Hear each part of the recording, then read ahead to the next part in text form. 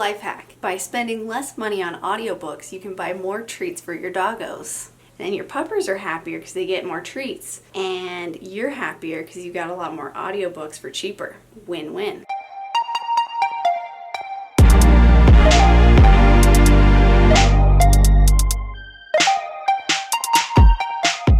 Hey guys, welcome back to Madison's Reading Corner. I'm Madison, and today starts a new series of reviews that I'm going to do. So I'm going to be starting a series of reviews all about different bookish services. Every year I read a lot of different books, and all from a wide variety of formats. I listen to a lot of audiobooks, I read a lot of physical books, and I read a lot of ebooks. All told, with all these different formats, I usually am reading about 50 plus books a year. This year it's looking like I'm going to be getting a lot higher than my average number of 50. Thanks, Corona. So because I read and listen to a lot of different books every single year, and because I purchase a lot of books every single year and I'm subscribed to different bookish services, I thought it'd be beneficial for me to share some of the wisdom I've collected over the years with you guys. That way you guys can shop a little bit smarter and find a solution that works right for you. So today I'm going to be talking specifically about audiobooks. In the future, I'm also going to be doing an episode about ebooks and some of my tips on buying them that way. I also am going to be doing a review of physical books in different ways that I buy them at good rates. Also, I would like to add, none of this is sponsored. These are all my personal thoughts after having used these services or having researched them extensively. No one is promoting this video except for myself. These are all my thoughts after having subscribed to these services, purchased these services, or having researched them extensively. With that being said, let's get into it. Every year I listen to a lot of audiobooks, and every year the amount of audiobooks that I listen to goes up. In 2019 alone, about 54% of my reading for the year was done through an audiobook. And the reason I love audiobooks so much is just the convenience of it. For me, I love the convenience of always having a book with me. I love being able to listen to an audiobook when I'm getting ready in the mornings. I love being able to listen to it when I'm taking the dogs out for a walk or just taking them out to go to the bathroom. It's great for when I'm cleaning. It's also awesome on my commute. Granted, 2020 I haven't had much of a commute because I've been working from home, but still I listen to a lot of audiobooks. I even have listened to audiobooks while playing video games. I listened to the entirety of the Ugliest series while playing Animal Crossing and terraforming my island. Also, if you haven't seen that video, I will link that above and below. But as a result of my love of audiobooks, I have used a lot of different resources to get audiobooks. So let's get started by talking about probably the most popular audiobook service, the one you've all heard about, the one that all of the popular booktubers have a link for you to subscribe through. I don't. Like I said, this isn't promoted. I'm not that big. That service is Audible. Audible's all over the place. We've all heard of it, right? Audible is partnered with Amazon, which makes the whole experience of using Audible pretty easy. It all is connected through your Amazon account, and anytime you're looking to purchase a book on Amazon, you have the option of buying it through Audible right there. So the way that Audible works is you pay $14.95 per month, and that gives you one audiobook per month, and it's considered one credit. So essentially for $15 a month, you're getting one free audiobook.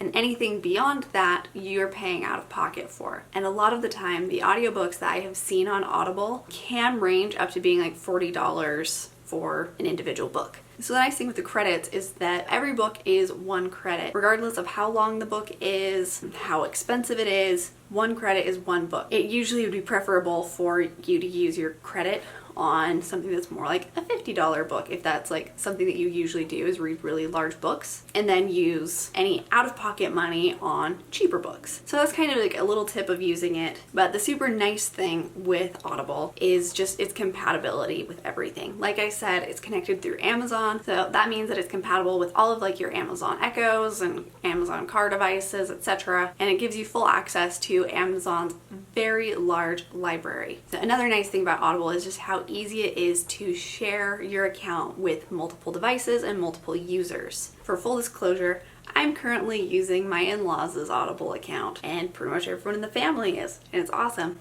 Thanks, guys. But the nice thing is that because of Audible's really streamlined platform and app, it makes it so that multiple users can be listening to the same book and you can mark your spot for each individual device. If you're using it on like one of your Echo devices and then you're switching over to like say your phone, you can also pick up where you left off if you want to do it that way. So just for the usability of it, if you have multiple users using the account, Audible's a really awesome option, and I can totally vouch for it in that regard. I mean, like I said, we've got like close to 10 people on one account and there haven't been any hiccups. It's been great. Of course, the caveat is that, like I said, you're paying $15 a month for one book, and then of course you're paying for everything on top of it. So if you are an avid reader and avid audiobook listener like I am, it may not be the best option for you because, like I said, you are still spending the same amount of money as you would buying physical books. Next up is an audiobook subscription service that I recently stumbled on just a couple of months ago called Scribd. So I learned about Scribd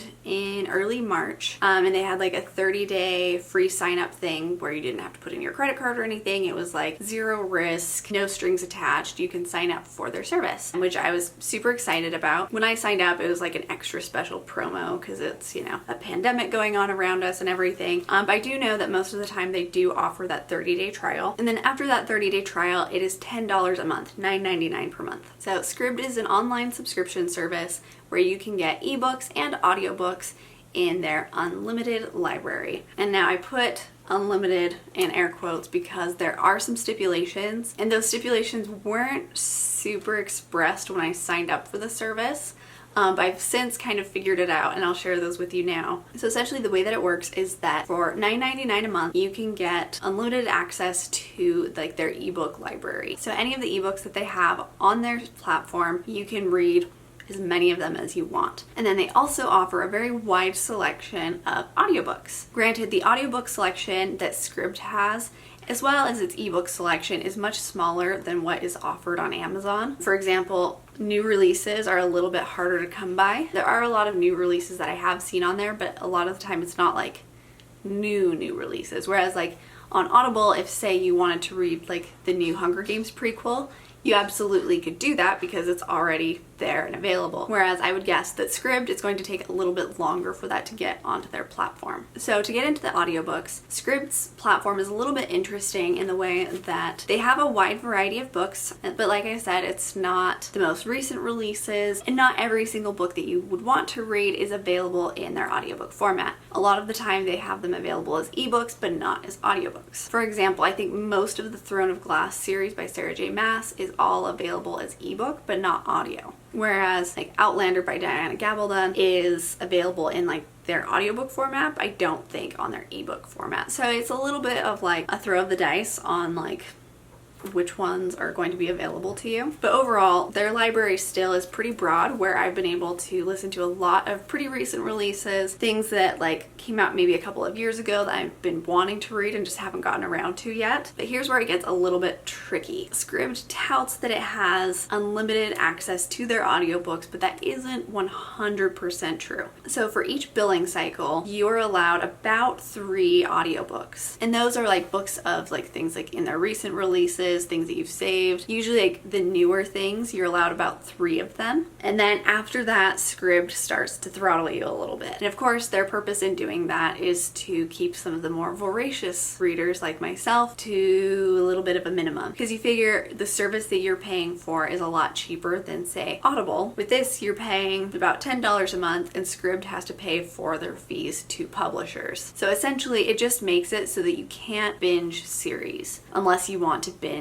a little bit of an older series. And I was really confused when I started with the platform because you can save a bunch of books to your wish list of things that you want to read in the future. And so I was like going through a bunch of different audiobooks that I really liked. And then slowly after I listened to a few different books, there's a section on the saved books area that says titles coming soon. And a bunch of the books that I had saved that it said were available to me said that they would be available next month. And so I was confused for like a month of wondering why it was that like they said that books were available and then they weren't. And then I figured out that it was that I had exceeded my amount that were technically allowed to me. So I was still able to listen to audiobooks after I had gone through my 3 per billing cycle, but it just restricts you to older releases. So you're going to have a lot more books that are available as like public domain books or books that were released several years ago. From what I've seen online, there have been a lot of discussions on if Scribd is considered a worthwhile platform because of this throttling.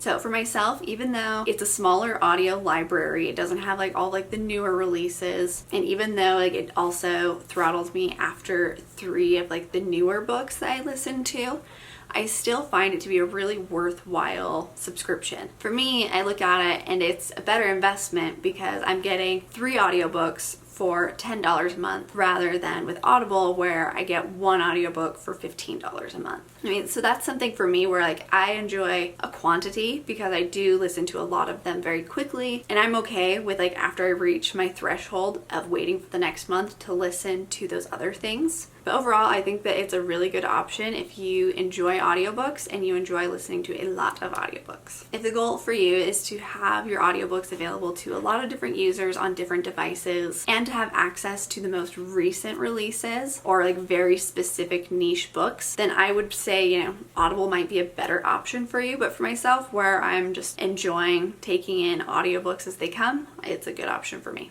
So another thing to note about Scribd's service is that it's not as user-friendly with its sharing for multiple devices and multiple users. I mean, it is possible, but I do think it would be tricky to try to share using the same book at the same time as someone else, just because their bookmarking system isn't quite as robust as Audible's. So now we're beginning to exit the realm of paid subscription services and go into some different kinds of audiobook options that don't require a monthly payment. First and foremost is one that I recently discovered through like an ad on Instagram, and it has turned out to be pretty awesome, and that is Chirp. So Chirp is a pretty new service, and it's a lot like BookBub if you've ever heard of that service, and that's one that I'll be talking about in my ebook video in the future. But Chirp is kind of interesting in the way that it's not like a paid subscription service or anything like that, and it's not like a full audio library like you would get with, say, like Apple Books or Audible. So the way that Chirp works is that it's all kind of done through daily deals. So essentially what you do is you just sign up for their email list, and then they just send you like deals of the day, and you can look through their website as well to see like which things are new,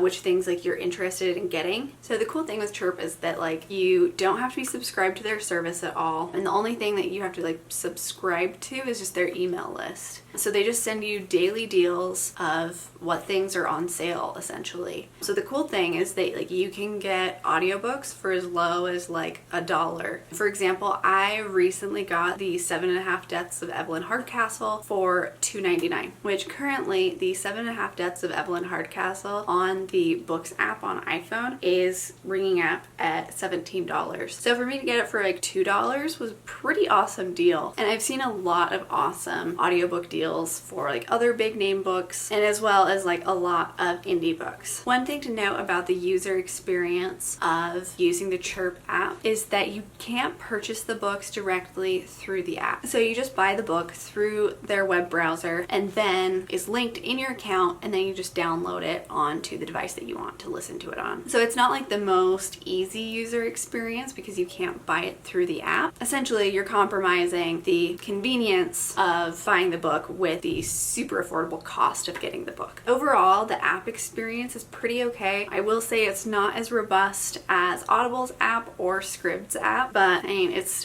pretty decent. One weird bug that I did notice is that when I was listening to an audiobook, if my screen was locked, sometimes I couldn't like pause the book from the lock screen like you can like if you're listening to like music or audiobooks on other apps. So that was one thing, was like I sometimes would have to like unlock my phone in order to pause it or like replay it. So it's not ideal for like if you're driving, because like say if you need to pause it or like you get a call or something and like your phone switches over to that other thing, getting it to go back to the app and play it isn't going to be the easiest experience. Another thing too is that you can have Chirp on multiple devices with one account, and I haven't experimented with that very much, but I would assume that it still isn't going to be as robust an experience as Audible's is with having multiple users on one account. And the next option is the Books app through iPhone. Now this was kind of my original way of getting audiobooks, was through Apple's platform.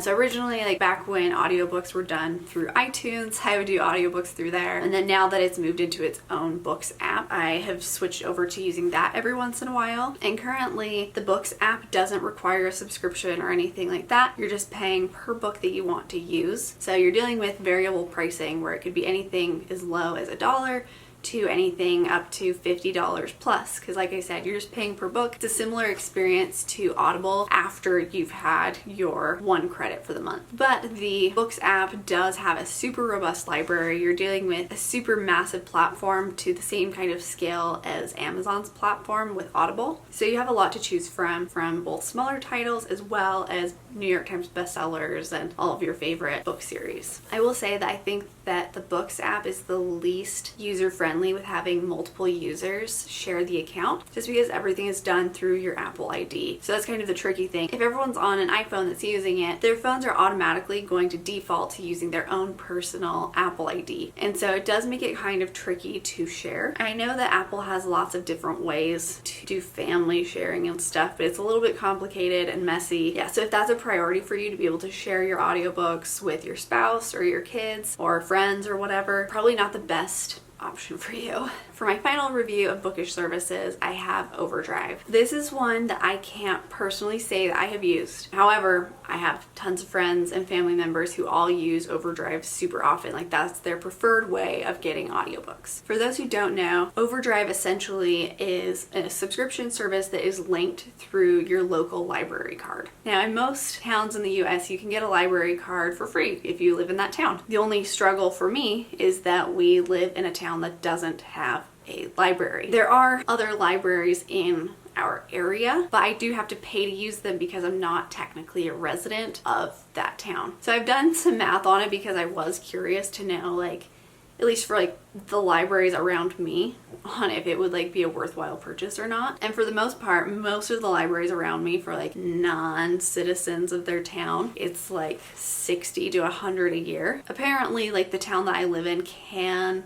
reimburse part of the amount that you pay, but you have to go through a bunch of bureaucratic paperwork, and I'm too lazy to do it. And I'm okay with that. And for me, like the only reason I would really use a library is for Overdrive. I'm a bit of a germaphobe. I've never been a big fan of like using used books. I know a lot of people love it and they have no problem with it, but for me, like library books have always kind of grossed me out a little bit. So I wouldn't be using my library card for physical books very much. I would just be using it for Overdrive. So for me, Overdrive isn't an option that I am necessarily excited about, just because it's not an option for me at the moment. However, when we move at some point, if we do have a library in our community that I can use for free, I totally will get a library card and sign up for Overdrive. So all of the audiobooks that are going to be available to you through Overdrive are going to be dependent on the audiobooks that your local library has purchased. That makes for a lot of variability on the user experience and like which books are available to you and when they're available to you. I can't speak a lot to Overdrive, but I did want to mention it because I do know that that is an option for so many people in so many communities across the country. And that's it, you guys. That wraps up some of my thoughts on some of the most popular audiobook services that I have experienced or that I've done some research on. I'd love to know some of the audiobook services that you use. Is there something that I haven't used yet that I should be using? Like, tell me in the comments down below. I would love to hear all about it. So that wraps up part 1 in this series of a review of different bookish services. Today we talked all about audiobooks and different popular platforms that I have used to get really good deals on audiobooks. And in future episodes, I'll talk a little bit more about ebooks as well as physical books and some of the different ways that I've approached purchasing them, other subscription services that are available, etc. Thanks so much for watching. I hope you guys enjoyed this video. If you did enjoy this video, be sure to give it a big thumbs up. Also, press the subscribe button down below if you haven't had a chance to do so yet. I'd love to have you join our little family over here at Madison's Reading Corner. Also, you can find me on social media. You can find my links to those social media platforms in the description box down below. So if you want to stay up to date with me and see a little bit more as it's happening, be sure to follow me there. That wraps up everything for today. Thanks so much for watching, and I'll see you next time. Bye.